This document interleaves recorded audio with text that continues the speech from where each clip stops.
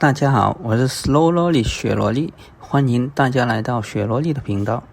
萝莉近段时间也想做长期股息投资，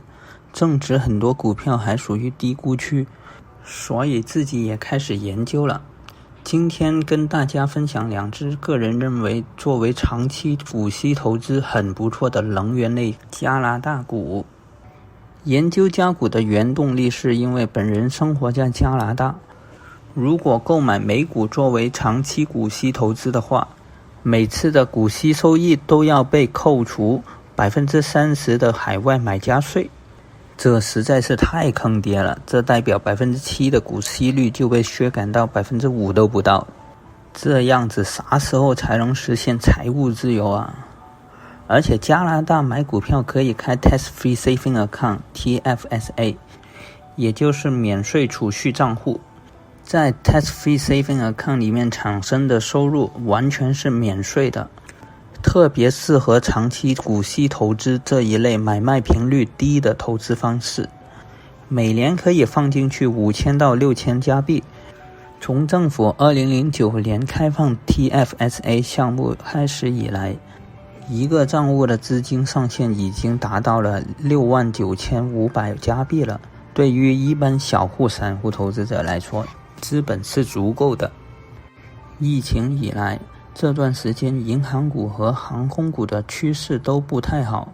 股神巴菲特也不看好这两个行业会因为疫情有好大的改变，前景迷茫，风险较大，所以没有考虑 TD Bank、 皇家银行和 Air Canada 这一类加股代表性的高股息投资股。等疫情风波过后，一切恢复原样再做研究。基于4月份的油价暴跌，能源行业还没有恢复元气，价格大多处于低估区，而且加拿大属于石油输出国，经济高度依赖石油出口，是政府关注的重中之重，所以我就先在能源板块里面筛选，最后让我发现了两只 Enbridge 和 Suncor Energy， 这两个加拿大公司不止在加股上市，也在美股上市了。如果只做美股投资的朋友，可以直接购买美股的 SU 和 ENB 就可以了。我们先来看安桥公司 Enbridge， 股票代码是 ENBTO。 安桥公司主要经营北美能源运输，有2%的原油和 20% 的天然气都是经由安桥公司的管道输往美国的。因为疫情的影响，安桥公司的股价也从2月份的最高位 57.15 跌到了 33.24， 最多跌了 42%， 现在的价格在40到43块之间徘徊。在2019年的财报中，我们发现安桥公司在2019年的营收呈爆发式增长，在营业开支没有什么增长的情况下，营业收入增长了 7.95%。 2009年年末的税前利润达到了57亿500万，是2018年的利润的2倍有余。经过我研究加拿大的石油行业，发现利润上涨的主要原因是2019年8月28号的时候，加拿大政府宣布开展中期跨山输油管道扩建工程，这是代替被美国蒙大拿联邦法院否决的 Keystone XL 输油管项目的替代路线。所以2017年到2018年，安桥公司的收入受到了 Keystone XL 输油管项目被腰斩的影响而停滞不前。安桥公司最让我向往的原因是他们的股息收益率。在疫情期间，正接受经营考验的安桥公司并没有减少他们的股息派发率，这也说明他们对这家公司的资金流有充分信心。在现阶段，第一季度末，安桥公司的经营现金流保持正常水平。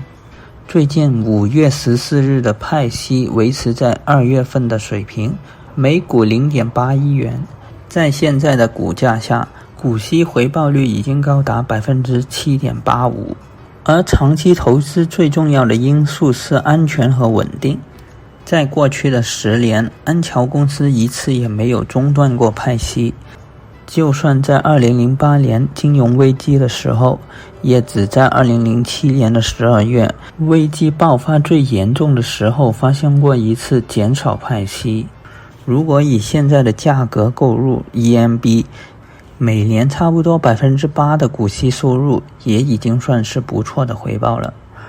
而当疫情过后恢复了新的正常生活，石油的价格应该会回升到50到60美元的价格区间，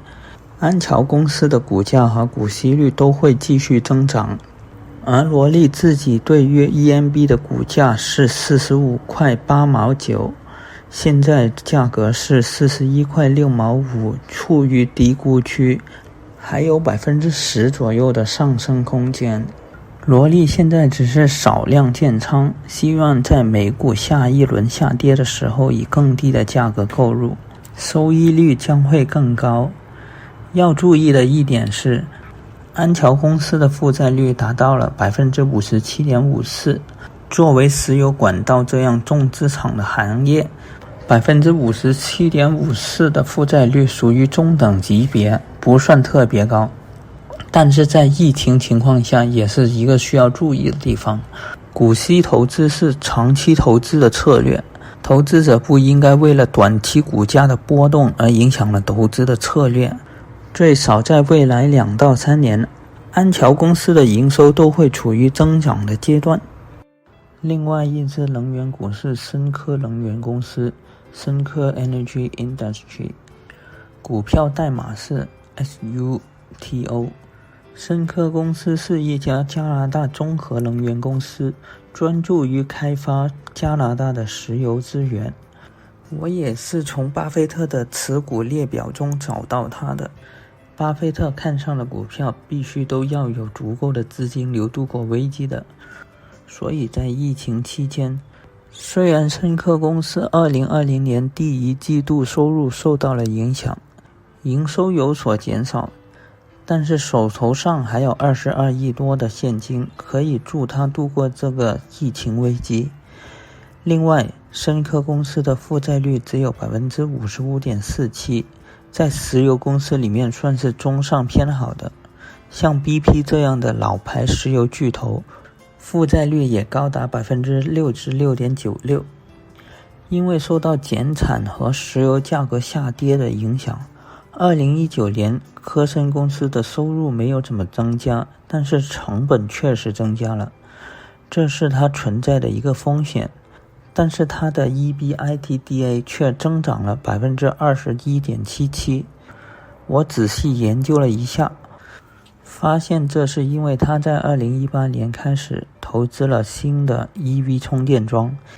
也就是新能源汽车的充电设备，从而增加了资本折旧，成本增加。这其实预示着在未来疫情过后，营收很可能会有显著提高。在未来像特斯拉这样的电动车来临之际，深科公司早在2018年就已经开始了电子充电桩的布局。在加拿大到处都是的 Petro-Canada 就是属于深科公司的了。罗力也在上一年开始看到很多 Petro-Canada 的油站都已经有电子充电桩了。接着我们来看一个十分重要的股息回报率。在6月疫情期间，深科公司为了稳定的度过难关，减少了股息派发，从3月份的每股 0.465 加币降到了每股 0.21 加币，减少了一半多一点，也就是从原来的 5.12% 降到了现在的 3.67%。